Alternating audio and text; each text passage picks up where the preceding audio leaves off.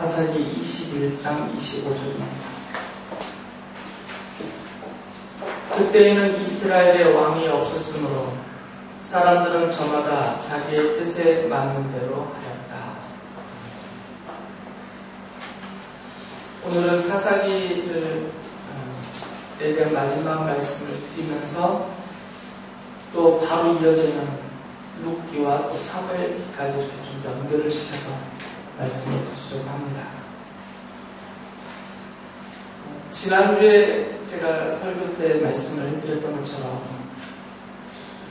이스라엘 사람들이 하나님을 믿지 않고 잘 섬기지 않고 이방신을 섬기고 또 쉽게 떠나버린 이유를 사사기가 세 가지를 얘기하고 있다고 말씀을 드렸죠. 사사기를 보면 왜 이스라엘 사람들이 이렇게 신속하게 너무나 빨리 하나님을 버리고 떠나버렸는지 그 이유 세 가지를 말씀을 드렸는데 한 가지라도 기억을 하시면 제가 좀 힘이 날 것 같고요. 첫 번째는 뭐라고 말씀을 드렸죠? 하나님을 알지 못하기 때문에. 하나님을 알지 못하니까 하나님을 못 믿는 거죠. 그게 첫 번째 이유였고, 두 번째는 혼합됐다는 거죠. 그래서 가나안 땅에 있는 자손들을 이스라엘 자손들이 아내로 삼고 또 사위로 삼고 하면서 서로 혼인 관계를 통해서 뒤섞여져 버렸죠. 혼합주의가 되어버렸어요. 그래서 이제 가나안 족속과 이스라엘이 구별이 안 되는 거죠. 섞여버리니까. 이게 두 번째 이유입니다. 세 번째는 뭐였죠? 하늘에서 내리던 만나가 이제 그쳤죠. 가나안 땅에 들어가서 그 땅의 수출을 먹은 첫날부터 내리던 만나가 안 내리고 이제 땅에서 나오는 아주 풍부한 그 적과 꿀이 흐르는 땅에서 나오는 온갖 채소와 곡식과 과일과 그 풍요로운 고기들 이런 걸 먹고 살면서 이들이 성경이 지적한 대로 배가 부르면 속히 하나님을 떠날 것이라고 말씀하신 대로 정말 빨리 떠나버렸어요. 이런 세 가지 이유 때문에 이들이 하나님을 섬기지 않았습니다. 그런데 이제 사사기는 이런 것들을 조합을 해서 마지막에 뭐라고 결론을 내리냐면 중간에 물론 세 번 더 그런 언급이 있지만 제가 지금 읽어드린 것처럼 사사기 역사가 왜 이 지경이 되었는지를 맨 마지막 21장 25절에서 결론을 지어줬어요. 뭐라고요? 왜 이렇게 됐다고요? 그때 이스라엘은 뭐가 없어서 왕이 없어서 이렇게 되었다라고 사사기가 결론을 내려줬어요. 그러니까 이 사사기의 결론을 보면 만약에 이스라엘에게 왕이 있었다면 이렇게까지는 안 됐을 것이다 라는 생각이 드는 거죠. 근데 이게 함정이에요. 이 마지막 결론은 이스라엘 사람들의 관점에서 본 거죠. 이스라엘 사람들의 관점에서 자기들이 볼 때 왕이 없으니까 그 뒤구절처럼 자기의 마음에 원하는 대로 자기의 마음이 뜻하는 대로 했다. 지금 이 표현의 관점은 이스라엘 사람들의 의미죠. 사사기 시대, 짧게는 250년, 길게는 350년간의 이 사사기 시대에 이스라엘 사람들이 이렇게 신속하게 하나님을 떠나서 부패하고 타락하고 우상을 숭배하고 이 지경이 돼버린 이유는 그들이 보기에 주변 나라는 다 왕이 있거든요. 주변에 있는 나라들은 아주 강력한 이 왕권을 중심으로 한 그런 국가가 형성이 되어져 있어서 그 왕의 통제 아래서 그 나라 백성들끼리 뭉쳐서 강력한 군사력이나 국가 경쟁력들을 갖췄단 말이죠. 그런 거에 비해서 이스라엘 사람들은 비교를 하면서 보니까 우리나라 이스라엘은 왕이 없다 이거죠. 이집트에도 있고 블레셋에도 있고 암몬, 모압에 다 있는데 우리에게는 왕이 없어서 지금 이 모양이다 이렇게 그들의 관점으로 지금 보는 것이에요. 근데 왕이 없으니까 왕의 통제를 안 받으니까 결국 어떻게 되겠어요? 자기가 뜻하는 대로 하는 것이죠. 이게 사사기의 결론이에요. 그런데 이것은 아까 말씀드린 것처럼 이스라엘 사람들의 관점을 그냥 끌어다 쓰신 거고요. 사실 이스라엘에게 왕이 없는 것은 아니죠. 성경은 분명하게 이렇게 언급을 합니다. 여러 곳에서 반복하지만 이사야서 43장 15절 이것을 잘 정리해서 이렇게 짧게 말씀하셨습니다. 하나님이 말씀하시되 나는 주 너희의 거룩한 하나님이며 이스라엘의 창조자여 너희의 왕이다 라고 말씀하셨습니다. 성경 구약 성경을 보면 여러 곳에서 하나님께서 이스라엘의 왕이다라는 것을 스스로 밝히세요. 계속해서. 그러니까 이스라엘에게는 더 왕이 없는 게 아닙니다. 이미 이스라엘은 그들의 조상인 아브라함을 하나님이 선택하고 부르실 때부터 하나의 나라, 큰 나라, 국가를 형성하시려는 하나님의 계획과 뜻이 있으셨고 하나님께서 그 나라를 직접 다스리는 하나님의 통치 아래에 있는 그런 나라의 백성으로 그들을 택하셨어요. 자주 말씀을 드렸지만 창세기 18장 18절 19절에 보면 하나님이 아브라함을 부르시면서 이런 말씀을 하세요. 아브라함은 반드시 크고 강한 나라를 이룰 것이며 아브라함의 자손들 이스라엘로 일으키신다는 거죠. 땅 위에 있는 나라마다 그로 말미암아 복을 받게 될 것이다. 내가 아브라함을 선택한 것은 그가 자식들과 자손을 잘 가르쳐서 나에게 순종하게 하고 옳고 바른 일을 하도록 가르치라는 뜻에서 한 것이다. 그의 자손이 아브라함에게 배운 대로 하면 나는 아브라함에게 약속한 대로 다 이루어주겠다 라고 말씀하셨어요. 지금 이스라엘이라는 민족이 형성되기도 전에 그들의 혈통적인 조상인 아브라함 한 사람을 하나님이 선택하고 부르실 때의 그 부르심 속에다가 이 계획을 담아두신 것이죠. 하나님의 작정이 있었어요. 그리고 그것이 지금 실현되어 가는 과정입니다. 그러니까 이스라엘은 그 시조부터 이미 하나님과 왕과 백성의 관계가 형성되어져서 가고 있었던 거죠. 그리고 실제로 하나님은 왕으로서 이스라엘을 대해주셨죠. 이스라엘을 구출해내셨습니다. 강력한 왕권이죠. 그것을 보면 당시에 이스라엘 사람들이 이집트에서 종살이하고 있을 때 그 이스라엘을 탄압하고 억압하고 지배하고 있었던 자가 이집트라는 그 나라의 상징적인 통치자의 바로란 말이에요. 이집트의 왕이잖아요.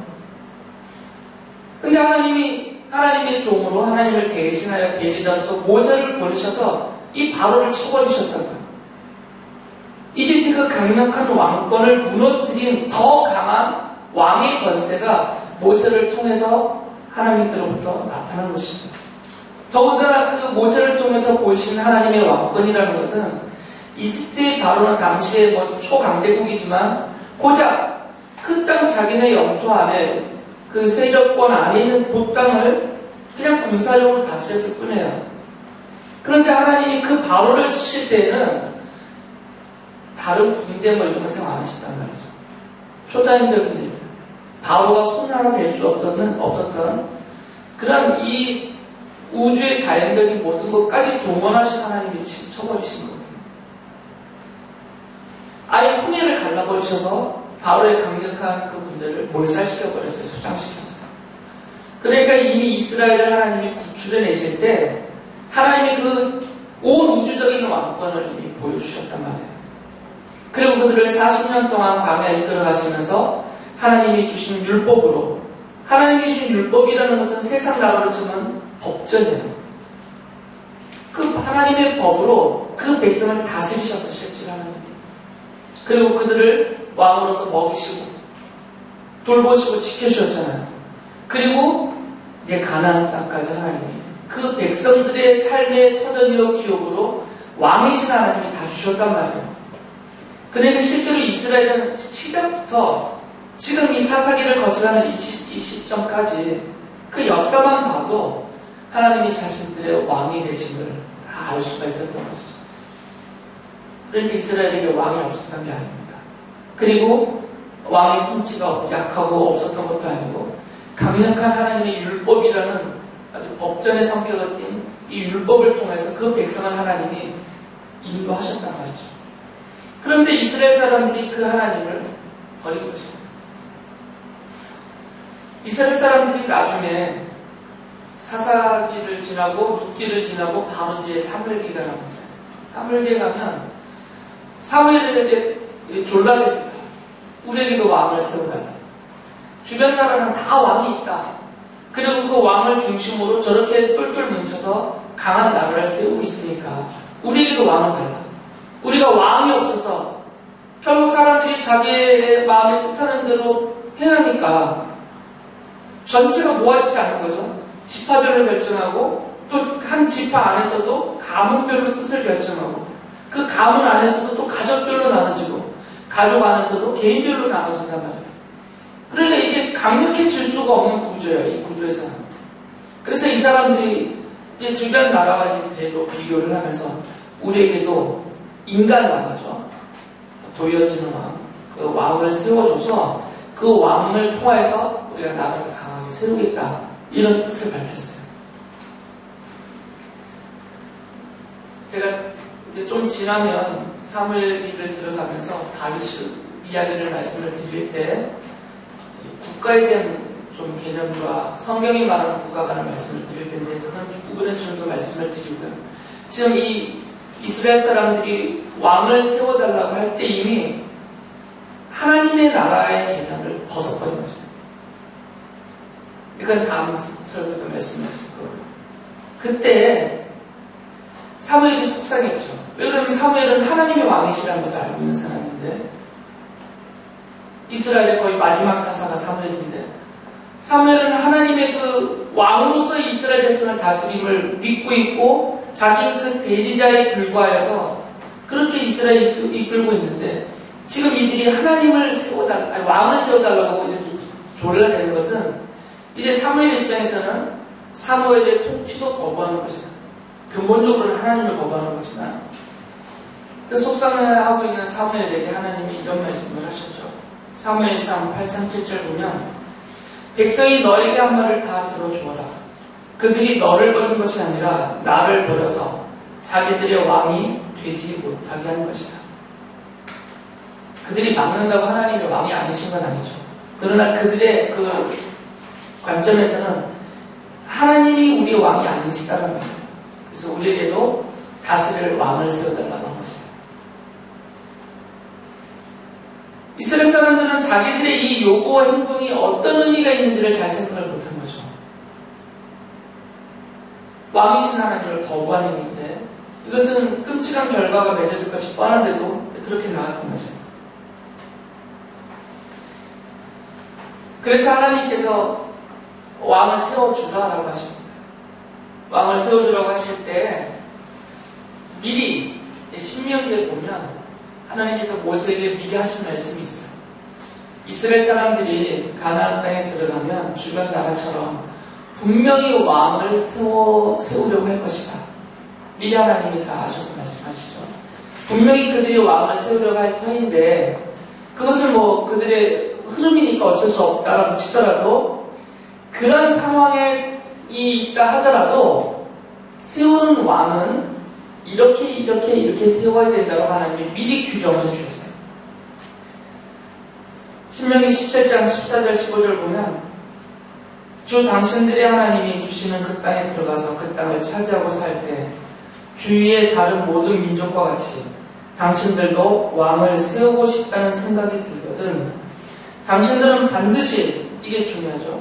주 당신들의 하나님이 택하신 사람을 당신들 위에 왕으로 세워야 합니다. 라고 말씀하세요.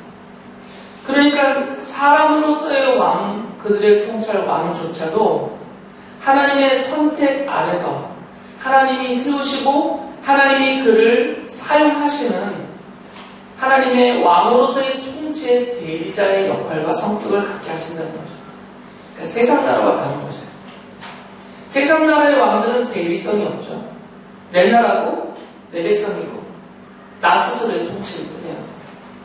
그러나 이스라엘에게 세워주는 왕은 내 나라 내 백성 나의 통치가 아닙니다.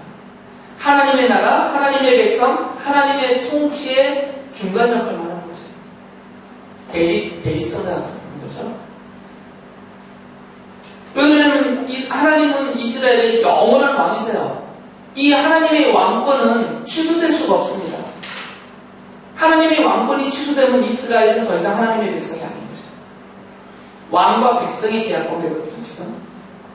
그러니까 이스라엘에게는 오직 하나님만이 영원한 왕이세요. 중간에 다윗이 세워졌던 히스기야가 되든 아합이 되든 누가 되든 간에 이스라엘의 역사에서 등장하는 그 모든 인물들은 왕이신 하나님의 지상적인 통치 대리자일 뿐이에요. 이것을 잊어버리고 왕 자신이나 백성들이 세상 나라와 똑같은 왕으로 인식하고 그런 통치를 해버리면 하나님이 버리시는 거예요.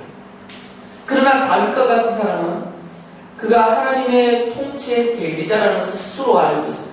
그리고 신실하게 자기는 종으로서 하나님의 통치를 대행하는 입장에서 계속 왕위를 지켰단 말이죠. 그러니까 하나님이 그를 인정하시고 사용하셨단 말이에요. 그래서 거기서 규정을 쭉 말씀하세요. 이제 왕을 세울 때 첫째는 오직 이스라엘 사람 중에서 왕을 세워야 한다라고 말씀하세요. 타 민족을 데려다 왕으로 세우지 말라고 하셨어요. 왜 그러냐면 하나님의 백성들이기 때문에 그 통치의 대리자로는 그 백성 가운데서 나와야 돼요. 그리고 16절에 보면 강력한 군사력을 보호하려고 하지 말라고 했어요. 막 자기를 위해서 병거를 막 만들고 지금 탱크 같은 데 사용하는 것들인데 아주 강한 군사력을 갖추지 말라고 했어요. 왜 그랬을까요?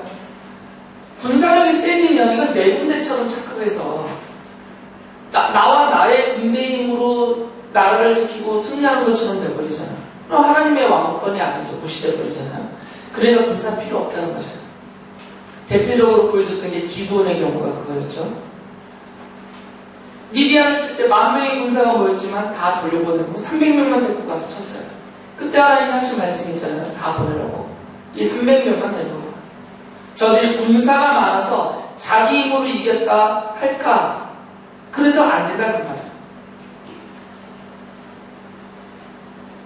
왕이신 하나님이 알아서 싸워주셔요. 이스라엘을 위해서는.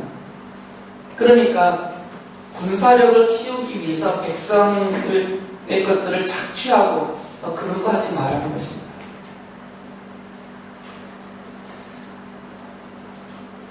우리나라가 이런 나라가 얼마나 좋겠어요. 그 쓸데없는 군사력, 군사비에 너무 많은 돈을 써가지고 백성들은 굶고 있고 비행기 살 돈만 모아도 우리가 이 고생은 안 할 텐데. 그리고 왕은 개인적으로 지나치게 부를 축적하거나 많은 아내를 두지 말라고 하셨어요. 왕은 많은 아내를 두어서 많은 자손을 낳으면 안 돼요. 그럼 뭔 일이 생기겠어요? 왕이 다툼이 생긴다고 서로 차지하려고. 실제로 이제 열왕기상부터 시작되는 이스라엘 왕조의 역사를 보면 형제가 형제를 죽이고 아들이 아버지를 쫓아내고 막 이런 치사하고 끔찍한 왕위 쟁탈전이 계속 벌어져요. 그런 거 예방하시는 거죠. 많은 아내를 주지 말라고 그랬어요. 그리고 왕이 자기 스스로 자기를 위한 부를 축적하지 못하게 하셨어요. 한번 이 맛에 빠지면 왕이 어떻게 자기의 사고의 부를 축적하겠어요? 무슨 방법으로? 백성들 것을 뺏는 거잖아요. 그러면 백성들이 삶이 힘들어지니까. 실제로 세계의 역사들 보면 권세를 지닌 왕족 귀족들이 백성들 서민들 것을 다 착취해서 자기네들은 호의거식하고 백성들은 풀풀이 먹고 살고 그랬잖아요. 우리나라도 그렇고. 그런 거 하지 말라는 거죠. 왜 그러냐면 왕이신 하나님이 다스리는 그 하나님의 나라 백성들은 이 인간 왕의 나라가 아니라 하나님의 백성이고 하나님의 나라이기 때문에 백성들이 잘 살아야 돼요.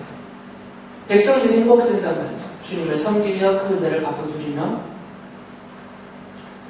그리고 왕은 늘 해야 될 책임이 뭐냐면 항상 하나님의 율법책을 배우고 지켜야 돼요. 아예 여기 신명기에 보면 쓰라고 했어요. 여러분들이 여기 성경 필사 하시잖아요. 그것처럼 아예 성경을 앞에 놓고 베껴 쓰라요. 왕은 그렇게 해라 이거죠. 왜 그러냐면 왕이 하나님의 말씀을 모르면 어떻게 하나님의 나라 백성을 다스리겠어요?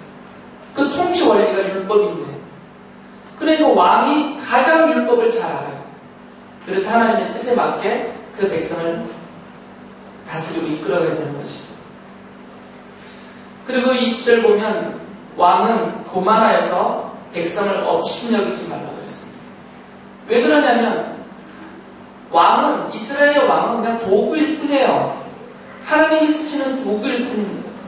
백성들 위에 앉아서 잘난 체 할 수 있는 그런 성격의 왕이 아니에요.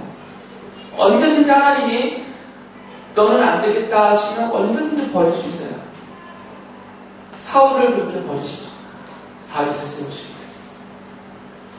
그러니까 왕은 백성들을 업신여겨서는 안 됩니다. 자기가 힘이 있다고, 자기가 권력이 있다고 백성들을 무시하고 업신여기고 착취하고 그러면 안 된다는 거죠. 그리고 늘 항상 하나님의 말씀에 순종해야만 한다. 하나님이 이렇게 규정을 아예 세워놓으셨어요. 이 규정들을 보면 왕의 정체가 나타나죠. 왕이라는 왕의 정체성. 이스라엘의 왕. 세상 나라의 왕과 완전히 다른 겁니다. 세상 나라의 왕은 이러지 않아요. 이런 왕이 어디 있어요, 세상에. 그러나 이스라엘의 왕은 이래야 됩니다. 하나님의 대리자일 뿐이기 때문에. 하나님이 쓰시는 도구일 뿐이기 때문이죠. 그러니까 도구가 주인 행세, 왕으로 가면 안 된다는 것입니다. 그래서 이스라엘에 세워지는 왕은 철저하게 어떤 역할을 되냐면 나는 도구다. 이스라엘의 왕이신 하나님이 그 백성을 다스리시는데 쓰시는 통로역 도구일 뿐이다. 철저하게 이것을 드러내 보여야만 돼요. 이게 왕의 성격이고 정체입니다. 이것을 잃어버리면 하나님이 버리시는 거죠. 그래서 사사기에는 아까 말씀드린 것처럼 이스라엘 사람들의 관점에서는 다른 나라와 같은 왕이 없기 때문에 그들이 자기들의 마음대로 해도 된다 해서 막 살아버렸다는 얘기예요. 그래서 이런 모양이 이루어진 것이죠. 그런데 이것은 이제 이중성이 있어요.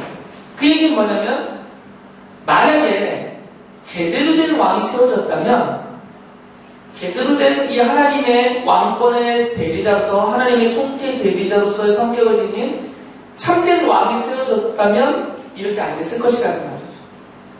왜냐하면 그 왕이 하나님의 통치를 실현했을 것이고 하나님의 율법대로 백성들을 가르치고 이끌었기 때문에 이끌은다면 이스라엘 백성들이 이렇게 하나님을 버리고 떠나지 않았을 것이고 하나님의 말씀을 집어던지지 않고 순종하게 될 거라는 것이죠. 그래서 그런 이중적인 표현이 안에 담겨져 있어요. 그래서 이 사사기는 이스라엘에게 왕이 필요하다. 하나님의 통치의 대리자로서 왕이 필요하다. 이것을 이렇게 탁 던져주는 그런 계시성을 갖고 있죠. 그리고 그것을 바로 받아서 사사기가 이스라엘에게는 하나님의 통치의 대리자의 성격을 가진 왕이 필요하다라는 계시를 던졌을 때 그 던져진 계시를 그대로 받는 게 누구냐면 그의 루키. 루키는 사사시대에 벌어졌던 사건입니다. 시기적으로는. 루키를 보시면 처음에 등장하는 주인공이 누구냐면 한 부부가 등장하죠. 엘리멜렉이라는 사람과 그 부인 나오미예요. 근데 이 엘리멜렉은 나오미와 결혼해서 유대 땅 베들레헴에서 살고 있다가 그 땅에 가뭄이 드니까 이 사람이 아내를 데리고 모압 땅으로 가버렸어요. 그냥 그 땅에 남아있지 않고. 그리고 모압 땅에 가서 거기서 죽어버렸어요. 자기 두 아들도 함께 죽었습니다. 시간적인 차이는 있었겠지만.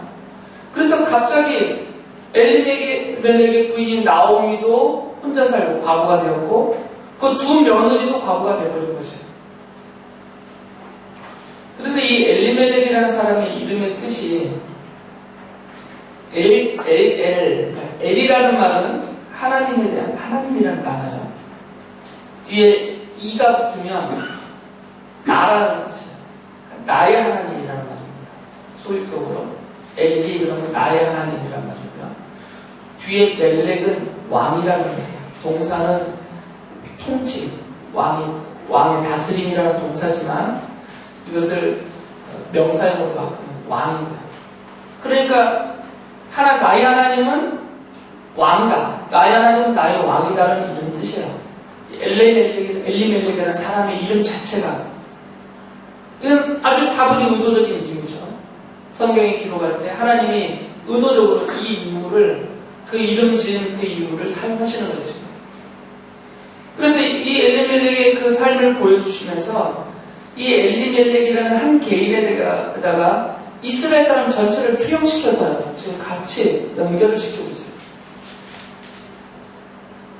엘리멜렉이라는 이 사람 또한 이스라엘 전체 백성의 한 사람으로서 하나님의 언약의 백성이고, 그리고 그가 살고 있었던 베들레헴 땅은 언약의 땅이에요.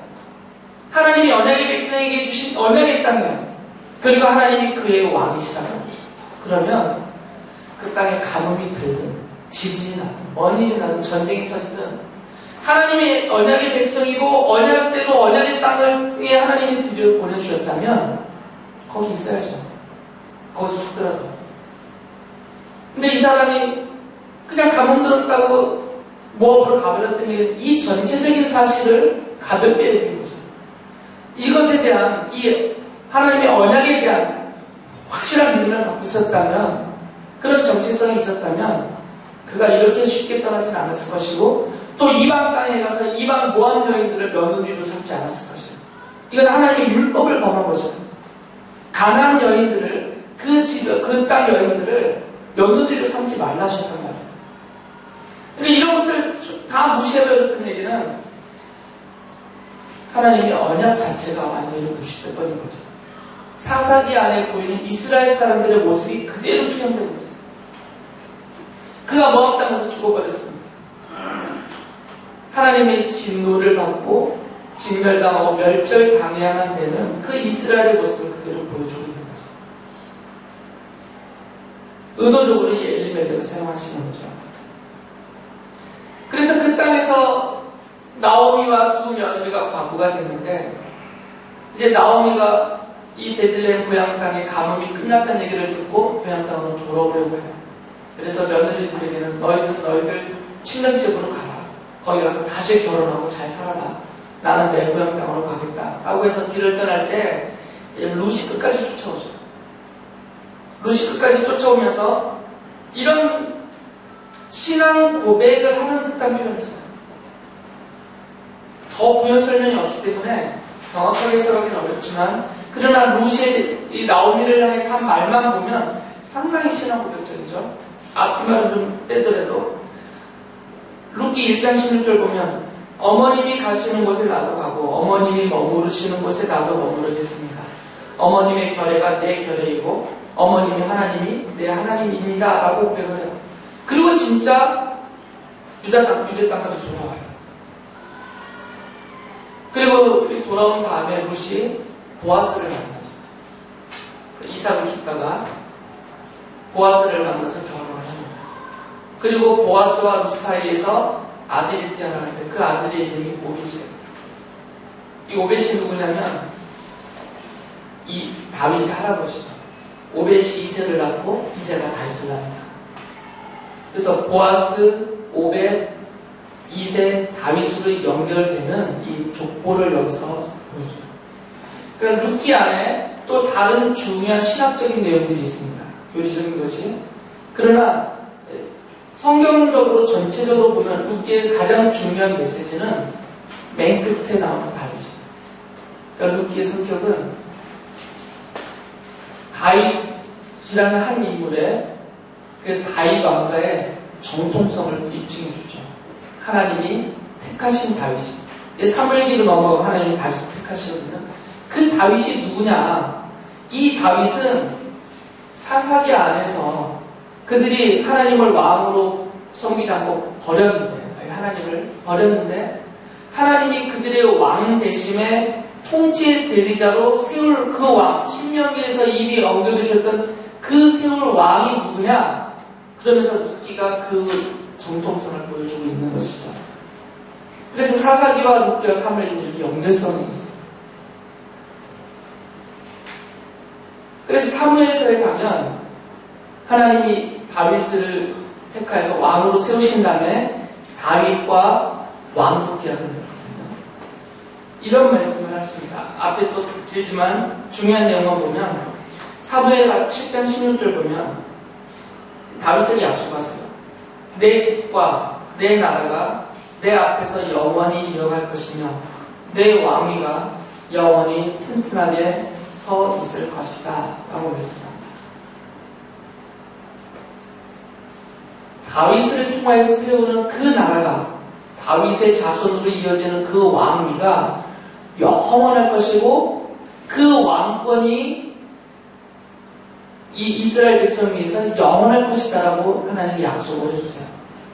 이건 언약입니다. 하나님의 약속이에요. 그런데 구약의 전체 역사를 보면 이렇게 세워진 다윗의 나라가 나중에 둘로 쪼개지고 온갖 부끄러운 일들이 많이 벌어지고 사사기 못지않은 일들이 벌어지고요. 결국에는 많이 벌어집니다.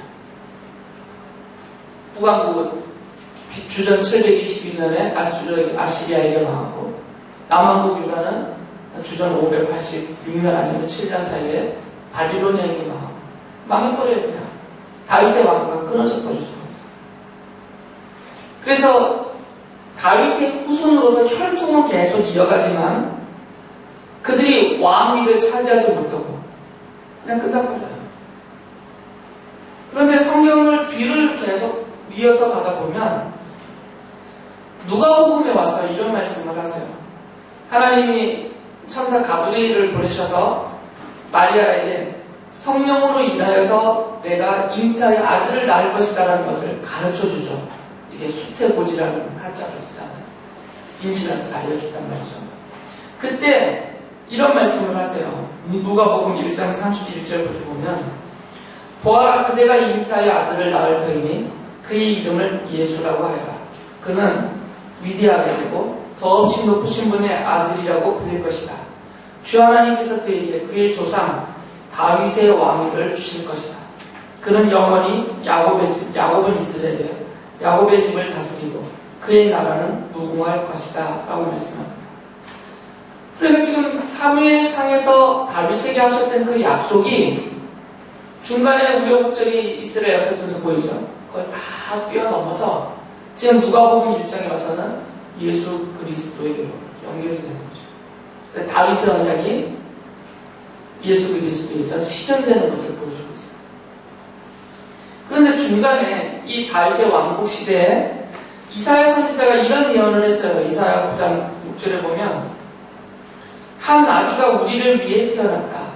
우리가 한 아들을 모셨다. 그는 우리의 통치자가 될 것이다. 그의 이름은 놀라운 조언자, 전능하신 하나님, 영존하시는 아버지, 평화의 왕이라고 불릴 것이다 라고 말씀하셨습니다. 다윗의 계열에서 한 아기, 이거는 왕위를 위해 한 아기가 태어날 것인데 다윗의 후손으로 출생하는 그 아기가 누구냐? 그는 이 이사야의 말대로 한다면 놀라우신 조언자이시고 전능하신 하나님이시고 영존하시는 아버지시고 평화의 왕이다. 그분이 우리를 영원히 통치할 것이다 라고 예언해놨습니다. 예레미야 선지자가 이 예언을 이어서 이 이후에 어느 시점에 에스겔 선지자가 에스겔은 이제 환상으로 나중에 회복되고 완성되는 영원한 하나님의 나라를 보면서 말하고 있는데 이 에스겔 선지자가 그 이루어질 완전한 하나님의 나라의 왕, 그 나라를 영원히 통치할 왕에 대해서 이런 예언을 했어요. 에스겔서 34장 24절에 보면 그때에는 나 주가 그들의 하나님이 되고 내 종 다윗은 그들의 왕이 될 것이다. 나 주가 말하였다 라고 말해요. 지금 에스겔 선지자는 이미 남유다 왕국이 망하고 바벨론에 포로로 잡혀갔을 때 거기서 예언을 해요. 그러니까 지금 다윗으로부터 한참 후대 사람이죠. 약 500년 후대 사람이에요. 그러니까 지금 여기서 에스겔이 장차 다윗이 다시 왕이 되니까 할 때 이 다윗은 지금 이세 아들 다윗이 아니겠죠. 당연히. 이미 죽어버린 사람이니까. 그러니까 이 다윗은 대명사로 사용되는 거죠. 다윗의 후손으로 오실 그 왕에 대한 대명사예요. 다윗과 같은 그 왕. 예수님의 제자 중에 나다나엘이 예수님을 보면서 이런 고백을 합니다.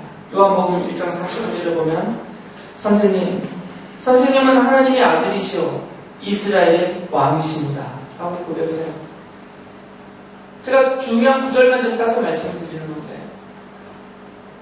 예언서부터 선지자들의 글부터 시작해서 복음서와 서신서까지 쭉 이어지면서 바로 예수 그리스도가 그 왕이다, 그 다윗의 후손으로 오셔서 영원히 하나님의 나라를 다스릴 그 왕으로서 바로 그분이 이 예수 그리스도시다라고 성경이 말하고 있습니다. 그래서 사사기부터 쭉 연결을 하면 이스라엘에게는 왕이 없는 것이 아닙니다. 이스라엘에게는 하나님이 왕이시고, 그리고 중간에 다윗으로부터 시작되는 인간으로서의 왕들을 하나님이 세우시는 이유는 이스라엘의 왕이신 하나님이 성육신 하셔서 인간으로 오셔서 그 십자가에 죽으시고 흘리신 보혈로 하나님의 나라와 그 백성을 완성하셔서 영원한 나라로 들어가게 하시는 이 전체적인 하나님의 왕으로서의 통치하심을 이루실 그 메시아 예수 그리스도를 지금 계시로 보여주는 것입니다. 그러니까 우리를 위해서 십자가에서 죽으신 예수님은 바로 그 하나님, 그 하나님의 나라와 그 백성의 왕으로서 그들을 통치하실 그 왕으로서 오신 바로 그리스도시다라는 것을 말하는 거죠. 우리가 이것을 깨닫고 믿는다면 두 가지 방면에서 생각을 고칠 수 있습니다. 하나는 저희가 자기 소견에 옳은 대로 하였다라는 이 사사기의 표현대로 살지 않을 수 있어요. 왜 이 사람들이 이렇게 살았다고요? 뭐가 없어서? 왕이 없었습니다. 왕이 있으면 왕의 말대로 살아야 돼요. 고대 국가일수록 강력한 이 왕권을 중심한 중앙 집권 정치이기 때문에 왕명이 곧 천명이에요. 그리고 왕이 제정한 법령대로 살아야 돼요. 자기 마음대로 못 쓴단 말이죠. 농사 지은 거에서 세금을 내라. 왕이 법령을 정해서 선포를 해놓으면 아까워도 내 거 내야 된단 말이에요. 내 마음대로 하나 싫어. 내가 농사 지은 거 내 거야 하고 버텼다가 죽어요. 그러니까 자기 소견에 자기 마음에 원하는 대로 못 살아요. 왕을 인정하면 왕의 통치 아래서 살게 돼 있단 말이죠. 우리가 지금 내 멋대로 이렇게 사는 이유도 하나님을 마음으로 모시지 않기 때문입니다. 내가 안 모신다고 하나님이 나의 왕이 아닌데도 불구하고 왕이 아닌 것이 아니에요.